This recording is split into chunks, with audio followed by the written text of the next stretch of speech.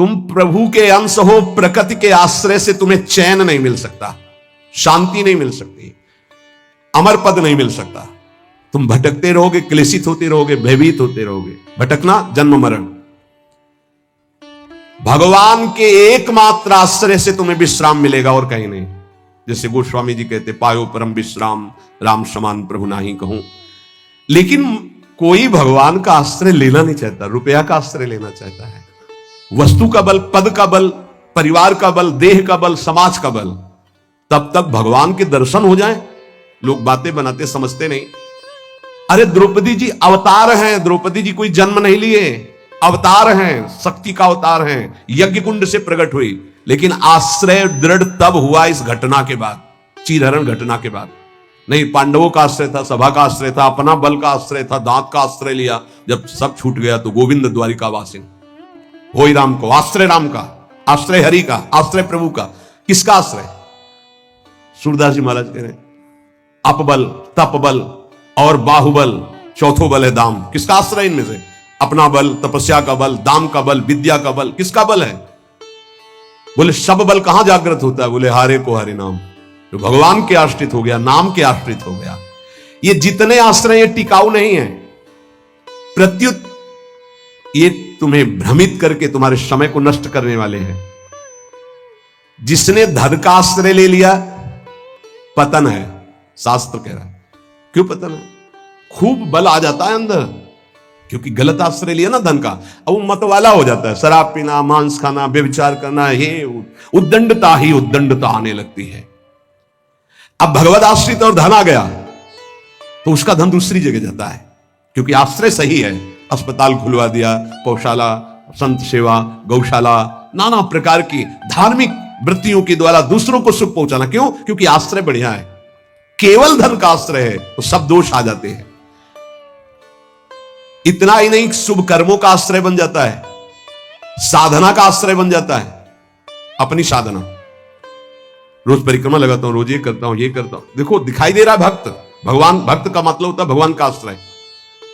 अब वो ये जो सत साधनाएं हैं, असत नहीं है, पर इनका जो आश्रय हो गया वो डायरेक्ट भगवान के आश्रय से हट। अब हमारी टांगें मजबूत हैं तो हम परिक्रमा लगा रहे हैं, कल टांग टूट गई तो आश्रय भगवान का, उनके आश्रय से भगवत प्राप्ति होगी, कोई इनके आश्रय से थोड़ी।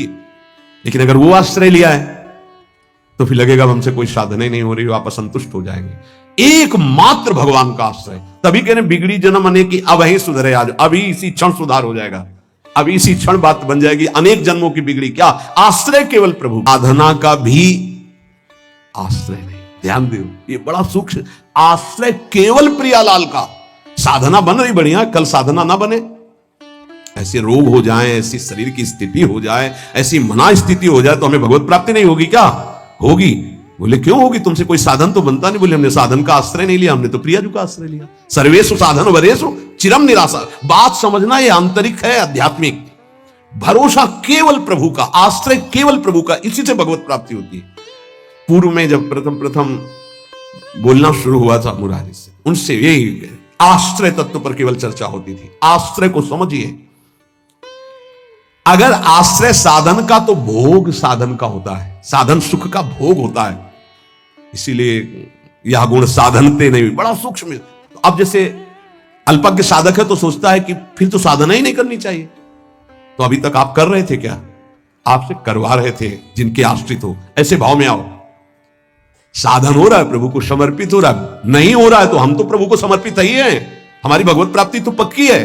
भाई ये समझ आनी बहुत कठिन हो जाती है। हम परिक्रमा लगाया है तो कह सकते हैं कि हम भगवत प्राप्ति कर सकते हैं, क्योंकि साधन का भरोसा है। अगर नहीं लगा पाए तो हमारे भरोसा में कमी हो जाएगी। आप आखिरी बात समझ लीजिए, यदि आपने अंदर से आश्रय हमारे प्रियालाल का ले लिया और कुछ नहीं बन रहा तो भगवत प्राप्ति हो जाएगी। हमारी बात समझ लेना। ये हम बहुत समझी सोची हुई बात कर रहे हैं। छुपा के वचन बोले, हृदय प्रीति, मुख वचन कठोरा, और भगवान की तरफ देखकर कहा, मैं बैरी सुग्रीव प्यारा, कारण कवन नाथ मोहि मारा। हम दोनों भाई हैं, हमें अपने भाई की हर चेष्टा को पता है। जैसा मैं वैसा मेरा भाई। बहुत बड़ा भजनानंदी नहीं, हम जानते हैं, बचपन से साथी है। और मैंने कभी आपका विरोध नहीं किया, आपने मारा क्यों मुझे? जो सूक्ष्म बात भगवान, तुम ये जानते थे कि सुग्रीव मेरे आश्रित हो गया है? अरे अभिमानी, मेरे आश्रित का वैरी मेरा वैरी होता है। तो कितने दिनों के आश्रित हुए थे सुग्रीव जी? कोई माला चलाई थी, ध्यान किया था, तपस्या की थी, और निष्काम आश्रय नहीं था, सकाम आश्रय था। बाली मारा जाएगा, मैं किष्किंधा का राजा बनूंगा, और जब राजा बन गए, महाराज जी राम जी प्रवर्षण पर्वत पर रहे, एक दिन भी दंडवत करने ना दिन में गए ना शाम के गए, 4 महीना नहीं गए। फिर वहां से भयभीत वाले वचन जब भगवान लक्ष्मण जी को कि जाके बोल दो कि जो बाली को वही बाण तूड़ीर में है उसमें, तब आके दंडवत, नाथ विषय हरि लीने से ज्ञान। हम आपको बात बता रहे हैं प्रमाण सहित, भगवान ने जो वचन कहे उस बहुत मानने और समझने वाली बात। तुम जानते थे कि सुग्रीव मेरे आश्रित हो गया। अरे अभिमानी, तुम मारना चाहता मेरे आश्रित का वैरी मेरा वैरी, मेरे आश्रित का मित्र मेरा मित्र, इसलिए मैंने तुम्हें मारा। फिर वो आगे की जो बात अनुज बधु भगनी सुत नारी व्यवहारिक की बात कही, आंतरिक बात जो कही, मेरा शरणागत मेरे आश्रित। अन्य आश्रय टिकाऊ नहीं है, पहले दिमाग में रख लो, यहां तक कि साधना का आश्रय भी। इसीलिए सर्वेषु साधन वरेषु चिरम निराशा। साधना का आश्रय साधन का भोग करवाने लगता है। जब तक उपासक भगवान के आश्रित नहीं होता, तब तक वो किसी न किसी पराधीनता को स्वीकार करता रहता है, और इसीलिए उसका दुख नहीं मिटता। अन्य आश्रय परिणाम दुख, ध्यान रखना। प्रभु के सिवा अन्य आश्रय बराबर दुख, प्रभु का आश्रय बराबर सुख, दुख की निशानी नहीं। संसार में प्रगट आश्रय भोगों का, शरीरों का, पदों का, धन का बड़ा आकर्षण है। स्त्री का आश्रय, पुत्र का आश्रय, मकान का आश्रय, बड़े बड़े आश्रय हैं अंदर। जब तक ये आकर्षण रहेगा तब तक भगवान में आकर्षण नहीं होता। और अंदर सब आकर्षण में वही कृष्ण का है। भगवान का आश्रय होते ही त्रिभुवन की प्रिय से प्रिय वस्तु से राग खत्म हो जाएगा। ये पहचान है, कोई प्रिय नहीं लगेगा। वही प्रिय लग रहे हैं, उनके सिवा वास्तविक आज भी किसी को कोई प्रिय नहीं लगता। अगर वो अंतर ध्यान हो जाए तो उस शरीर को फूंक दिया जाता है, जला दिया जाता है, गाड़ दिया जाता है। क्या ये प्रियता रही? प्रियता तो प्रभु से ही थी। देखो, प्रगट में देखने वाले की दृष्टि में और वर्तमान की स्थिति में बड़ा अंतर हो सकता है।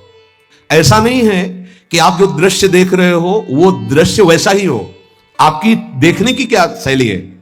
एक बार यही बात अकबर से जब कहा बीरबल ने कि देखी हुई बात गलत हो सकती है, अपना चिंतन जैसा होता है वैसे ही दृश्य दिखाई देता है, उसको भी समझना चाहिए, ना कि जो हमें दिखाई दे रहा है वही सत्य है।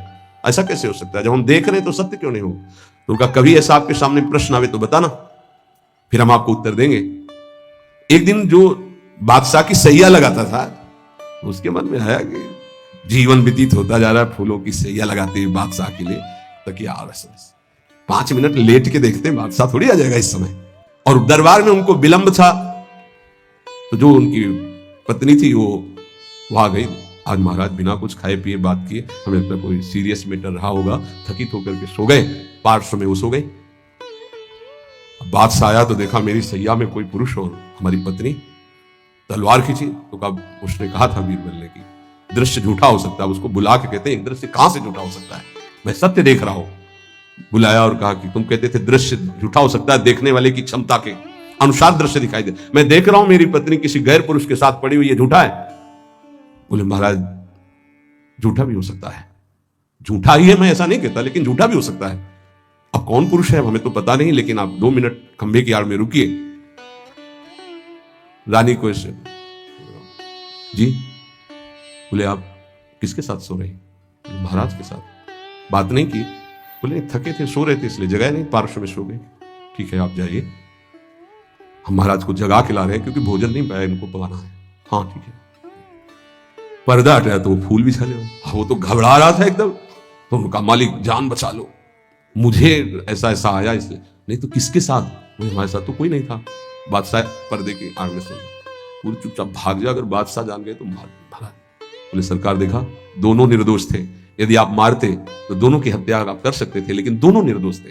हमारी दृष्टि प्राकृतिक दृश्यों का फाइनल नहीं कर सकती, फिर सच्चिदानंद का कैसे? तो हमें अपनी दृष्टि सुधारने। वीत राग, जिनका राग बीत गया है, अर्थात परम वैराग्यवान, भगवत लीला का रसास्वादन इसलिए परम वैराग्यवान परमहंस शिरोमणि सुखदेव जी को श्रीमद् भागवत कथन का अधिकारी श्री भगवान व्यासदेव जी ने जान करके भागवत दी। जब कोई प्रभु से विमुख हो जाता है तो नाशवान पदार्थों में और शरीर में, ये नाशवान है, इसमें राग हो जाता है। अब ये राग उससे पापाचरण कराता रहता है, वो भगवान की लीलाओं को नहीं देख सकता। हमारा सच्चिदानंद प्रभु की प्राप्ति का पहले भूमिका समझ ले। जब कोई तीनों रागों से, तीन प्रकृति के गुण, तीन शरीरों की रचना, तीनों लोकों का वैभव, तीनों रागों से जो मुक्त हो जाता है वो भगवत प्राप्त होता है। भगवत प्राप्ति में भी बड़ा भेद है कई तरह का। भगवत प्राप्ति में भी जो रस सिद्ध महापुरुष है वो गोपी भाव को, जो उनसे भी सहचरी भाव को, आपकी दशा कहां है? देह भाव में हो। अब देह भाव से देखोगे तो क्या दिखाई देगा? जैसा चश्मा वैसे दिखाई देगा। इसलिए लीला का वास्तविक रहस्य कौन जानता है? बोले वीतराग। कौन वीतराग?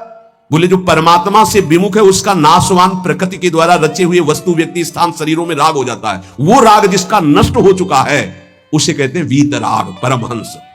जिसका राग नष्ट हो चुका है और जिसका क्रोध नष्ट हो चुका है, क्रोधी नहीं और भय नहीं। भय, जब तक आप पापाचरण करेंगे तो बिना किसी भय के भी आपको भय लगता रहेगा। ध्यान रखना, हृदयों में देख लेना। अगर भय लग रहा है आपको, अव्यक्त भय, कहीं ऐसा ना हो जाए, कहीं ऐसा, आपका मन मलिन है और आपने पापाचरण किए हैं, वो आपको भयभीत करते रहेंगे। जो भगवत शरणागत निर्मल हृदय वाला होता है उसके अंदर निर्भयता आती है, निर्भय, निश्चिंत, निशोक। भगवान कह रहे हैं जो राग रहित है और भय रहित है। भय एक ही जगह आता है।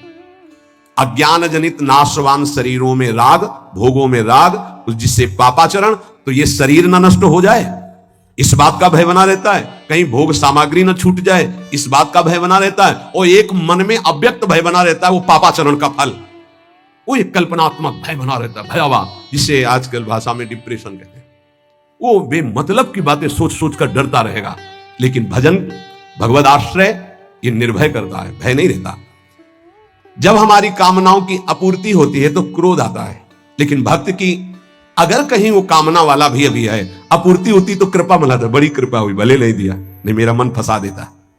पूर्ति हो गई तो बहुत दुलार है, बड़ी प्रभु की दुलार वृत्ति है, वो प्रभु की तरफ ही देखता है, पूर्ति में भी अपूर्ति में। इसलिए ना वो तो लोभ से बंध पाता है ना क्रोध से।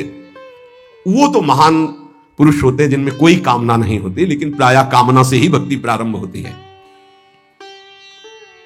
जो हमारा अनिष्ट होने की आशंका बनी रहती है, ये अविद्या, अज्ञान, नाशवान पदार्थ, नाशवान शरीर की प्रियता के कारण, तो भय, क्रोध, लोभ, ममता, ये सबका मूल जो है कामना है, काम है।